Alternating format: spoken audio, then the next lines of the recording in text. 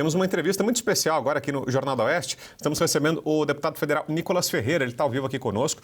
Deputado Nicolas, aliás, se você não sabe, a gente te conta agora, o deputado está lançando um novo livro Criando Filhos para o Amanhã, falando um pouco sobre educação, de acordo com princípios conservadores, livro que o deputado escreveu em parceria com os pais dele. Ele está ao vivo aqui conosco, está aqui no telão, deixa eu conversar com ele. Deputado, boa tarde, obrigado pela presença, bem-vindo. Boa tarde, Vitor Brown. Boa tarde a todos que estão antenados aí. Obrigado pela oportunidade de falar um pouquinho sobre o meu mais novo livro, Criando Filhos para o Amanhã, que fiz juntamente com meu pai e com a minha mãe, para que a gente realmente consiga combater de forma efetiva o crescimento da esquerda, que tem o principal alvo a nossa família. Pois é, e aliás, lançamento esse que aconteceu semana passada aqui em São Paulo, parte dessa etapa de divulgação do livro aconteceu aqui em São Paulo, né, deputado? O deputado Nicolas esteve aqui na Bienal do Livro em São Paulo.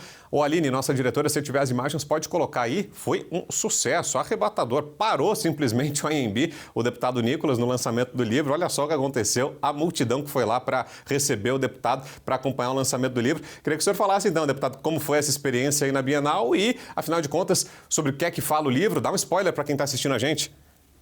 Pode deixar. É o seguinte, para mim é uma oportunidade gigantesca de ocupação de espaço. Afinal de contas, as bienais, por ser, obviamente, sobre literatura, sobre livros, é um espaço dominado pela esquerda. Culturalmente, a esquerda dominou os espaços, né? Seja na televisão, seja nos documentários, seja nas novelas, seja na produção literária. E na Bienal não é diferente. Então, quando a gente ocupa esse espaço, é um espaço importantíssimo para que a gente mostre que nós também estamos preocupados em formar uma literatura conservadora que seja realmente voltada para um sentido de vida. Este livro ele surgiu através de uma pergunta que várias pessoas faziam para mim. Nicolas, tudo bem, eu te conheço, você é uma pessoa articulada, um jovem, fala muito bem e com certeza você deve ter uma base. Quem são os seus pais? E nisso eu pensei, poxa, por que não fazer um livro juntamente com meu pai e com minha mãe, Edésio e Ruth, e assim eles toparam e eu coloquei o título Criando Filhos para o Amanhã. E dessa forma a gente foi trabalhando junto esse livro, passando por todas as fases da minha vida, desde a infância, da minha adolescência até a juventude. Alguns fatos inéditos que eu nunca tinha contado antes, eu conto nesse livro, alguns erros, acertos, aquilo que a gente vê que foi importante, aquilo que a gente percebeu que nos consolidou como família, que ajuda a estruturar uma boa família. E fiquei extremamente feliz em perceber que, ao mesmo tempo, há uma escassez desse tipo de literatura para pais e para também futuros pais brasileiros, literatura brasileira conservadora nesse sentido.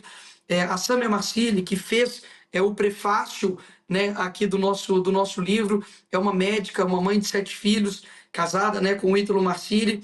Ela topou fazer o prefácio, ficou assim espetacular, sensacional, e ela já tinha 2 livros, eu acho, se não me engano, com relação a isso. Paulo Vieira também tem livro com relação a isso, mas pouquíssima literatura voltada para a criação de filhos brasileiros, né, de literatura brasileira. Então eu espero realmente que esse livro venha ajudar a diversas famílias a de fato se consolidarem.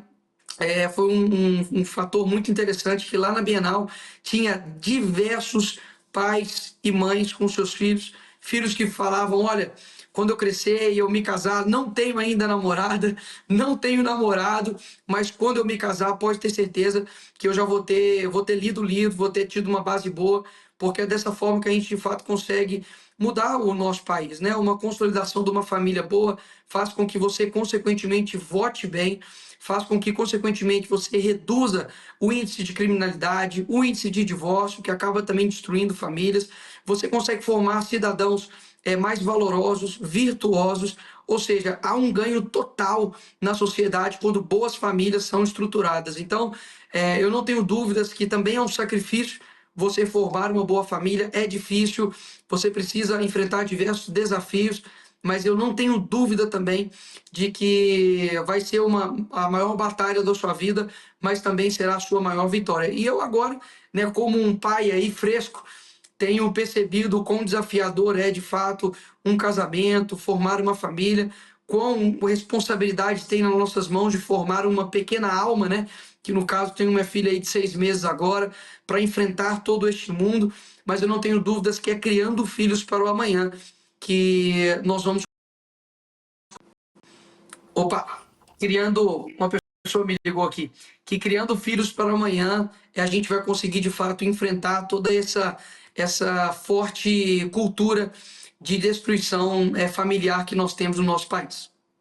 Boa. Deputado, vou chamar aqui para conversa também os nossos comentaristas. Estão comigo hoje o Jorge Serrão e o Leandro Ruschel. O Serrão começa te perguntando agora. Vai lá, Serrão.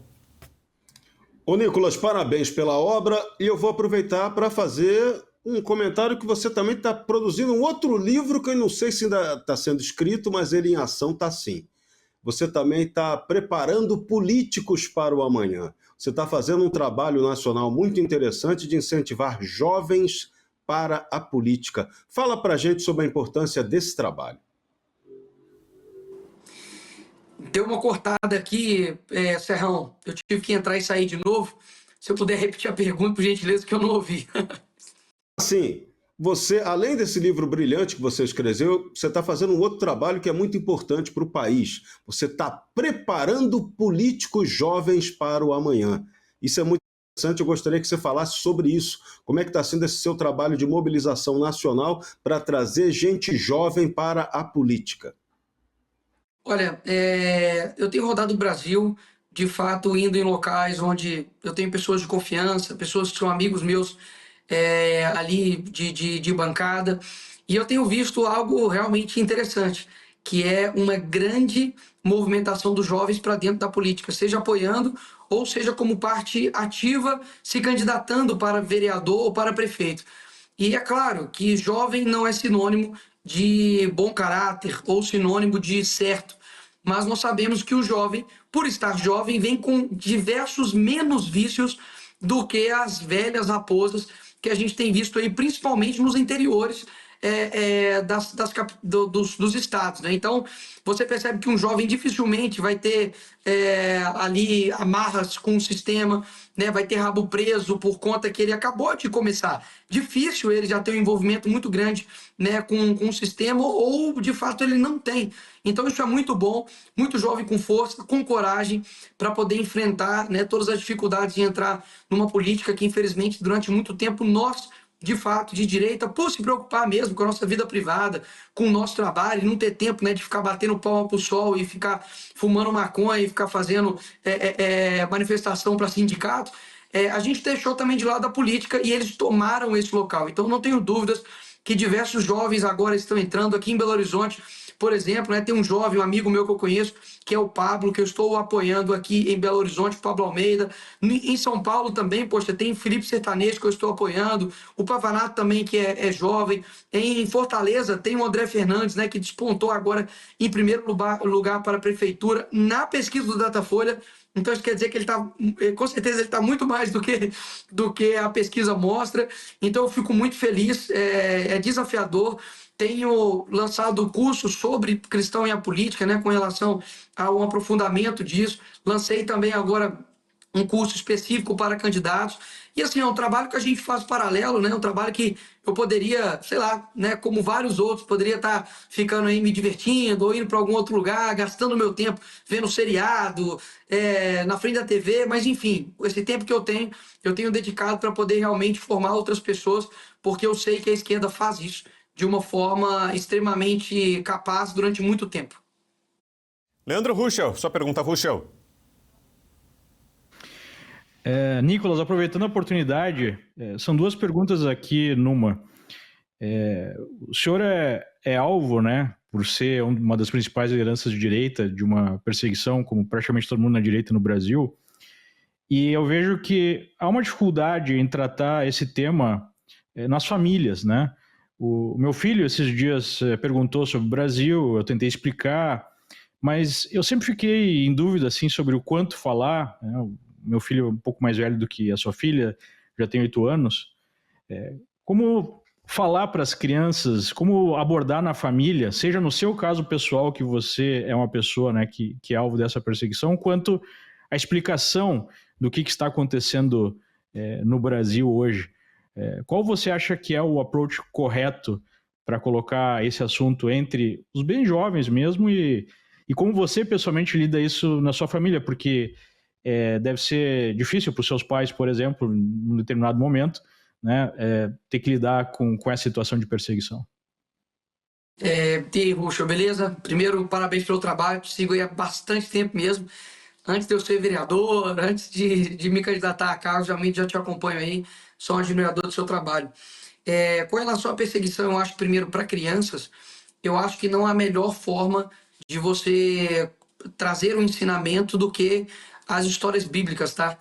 As histórias bíblicas foram essenciais na minha formação, tanto a história de Davi, a história de Josué, a própria história de Jesus Cristo, né? Que as pessoas o receberam com aplausos e depois essas mesmas pessoas estavam ali pedindo para crucificar e escolheram um bandido para ser livrado ao invés de Jesus Cristo.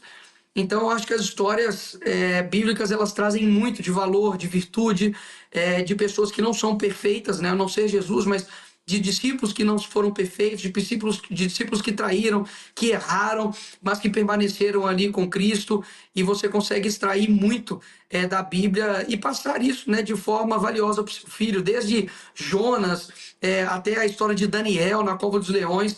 Realmente as histórias bíblicas, elas conseguem trazer o imaginário da criança de uma forma excelente. Tem diversas indicações do professor Carlos Nadalim também na internet sobre literatura infantil, que assim são riquíssimas, de fato, de valor. Existem contos que C.S. Lewis também indica para os filhos. Inclusive, C.S. Lewis fala, né, quando você chegar a ficar mais velho, é necessário voltar a ler os contos de fadas, porque exercitar o imaginário é super importante. Uma pessoa que para de sonhar, ela para de viver. E com relação à perseguição, no meu caso e para os meus pais, eu conto isso aqui, se eu não me engano, no quinto ou sexto capítulo. Eu acho que para um cristão a perseguição ela é inexorável. Não há novidade. Se você está com Cristo, necessariamente você vai sofrer perseguições. E quão bom é sofrer perseguições por algo justo. E a Bíblia fala, né, olha, se você sofrer perseguições por algo que é justo, tudo bem, é o óbvio, mas você no mundo vai sofrer perseguições por algo injusto. E ainda assim você precisa como é que fala? Você precisa reconhecer o valor disso, porque afinal de contas, você sofrer por algo justo é o óbvio. Agora, sofrer por algo injusto realmente é algo que você precisa permanecer firme e se manter aí firme nos caminhos do Senhor. Então, para mim, não acho que há algo melhor do que você passar pelas histórias bíblicas e você, de fato, conseguir mostrar isso para o seu filho. Ô, deputado, deixa eu aproveitar a presença aqui com a gente para tratar um pouquinho de política também. A gente está falando aqui desde o começo do jornal bastante sobre Alexandre de Moraes. Infelizmente, ainda é a pauta predominante aqui no Brasil, esse desequilíbrio entre os poderes. A gente falou, por exemplo, das reações nos Estados Unidos e aqui no Brasil a gente vai ter mais reações de rua também, né? Está sendo convocado para Belo Horizonte, para Minas Gerais, que é o estado natal do senhor e do Rodrigo Pacheco, um ato de rua, acho que dia 29 de setembro, se eu não estou enganado, para pressionar o Rodrigo Pacheco a avançar com o impeachment do ministro Alexandre de Moraes.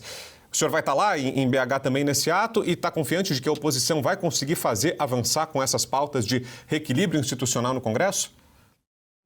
Olha, Vitor, 2 pontos importantíssimos aqui sobre essa pauta. Primeiro, toda atitude contra uma ditadura, ela é válida. Não existe um instrumento que será considerado democrático contra uma antidemocracia.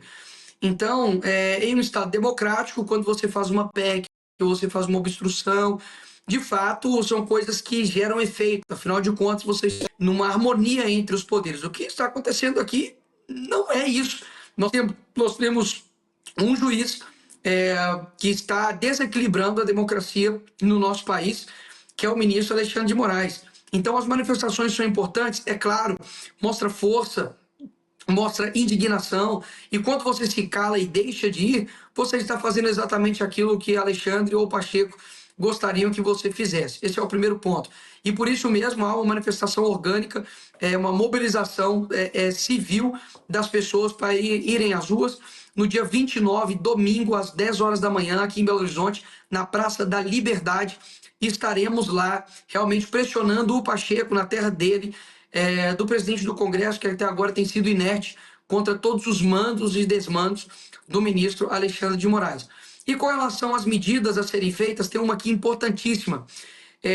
O PT, é claro, que é um câncer no nosso país, é um partido que, quem dera se ele tivesse só roubado financeiramente, mas, na verdade, ele tirou aí a credibilidade moral de uma nação. Mas há um outro partido que eu peço aqui a atenção de vocês, brasileiros. Chama-se PSD, que é o partido que mais perseguiu o Bolsonaro e a direita aqui no nosso país também. Tanto na CPMI da Covid, quanto na CPMI do dia 8, que eu fui extremamente ativo, pude esclarecer diversas verdades e desmantelar ali diversos falsos acusadores um golpe que nunca existiu. E o PSD era a maioria no Senado e é a maioria do Senado, ou seja, a maioria dos senadores que estão indecisos quanto ao impeachment do Moraes e a favor da democracia estão no partido do PSD, que coincidentemente é o partido do Rodrigo Pacheco. Ou seja, eu peço para que você, eleitor brasileiro, não vote em ninguém que esteja sendo apoiado por esses senadores que estão indecisos. Caso eles fiquem a favor da democracia, a favor do impeachment de Moraes, ok. Foi dado um aval para poder estar junto aos candidatos que eles apoiam. E peço também atenção ao segundo ponto. É claro que em vários locais no Brasil existem pessoas que estão no PSD e são pessoas de direita, pessoas que estão ao nosso lado, e peço, obviamente, para que você avalie e filtre isso, tá certo? Agora, dá para perceber claramente quando o cara está do nosso lado e está ali no partido, porque talvez não teve um outro que desse legenda, enfim. E o cara que está no PSD e é um inimigo da democracia e está em conluio e é cúmplice da ditadura de Moraes, como, por exemplo, o presidente do Congresso, Rodrigo Pacheco. Então, eu irei fazer um vídeo nos próximos dias com relação a isso, esclarecendo o que está acontecendo, e peço mais uma vez para que o Brasil volte ao foco de que é de fato isso. Eu sei, obviamente, que existem coisas que tiram a nossa atenção. Poxa, uma cadeirada do Datena no Pablo é uma coisa que tira o nosso foco, é claro. Eu não tiro nem a tua razão com relação a isso, não, porque de fato tirou até a minha própria atenção. Mas no mesmo dia, já fiz um vídeo falando, pessoal, vamos voltar ao foco. Nós temos uma liberdade agora para ser conquistada. O Twitter continua derrubado aqui no nosso país. Nós estamos no mesmo patamar de Venezuela, Irã, de Coreia do Norte, Rússia, China, e nós precisamos lutar. E eu espero também, né, que os 6 gigas aí do Glenn Greenwald venha à tona, até mesmo porque foi diversas denúncias graves que foram feitas em qualquer país que tem uma democracia séria. O ministro Alexandre ou renunciaria ou já seria deposto do seu cargo e o presidente do Congresso pautaria o seu impeachment. Mas aqui no Brasil, até ex-condenado volta à presidência, então não há nada que abale, né, a nossa novidade aqui no nosso país, né? Então, é isso que eu peço para todos vocês. A gente sabe que a oposição ela tem uma limitação de poder dentro do Congresso. Peço para que vocês, né, não voltem um canhão para a oposição, até mesmo porque somos nós que estamos ali lutando, fazendo o máximo que é possível, mas contra um sistema que tem bilhões de emenda para poder comprar o centro, por exemplo, é muito difícil lutar contra, né? Obviamente, ainda mais numa eleição municipal. Mas eu acho que uma hora não vai ter como sair imprimindo dinheiro infinito também, não. Eu acho que as pessoas vão começar a perceber que a pressão popular ela funciona, de que o Lula, né, que está deixando aí o país literalmente em chamas, com aumento de impostos, vai chegar uma hora que eu creio que vai acontecer um Dilma 2.0, que nem o centro mais vai aguentar ele e as coisas vão andar.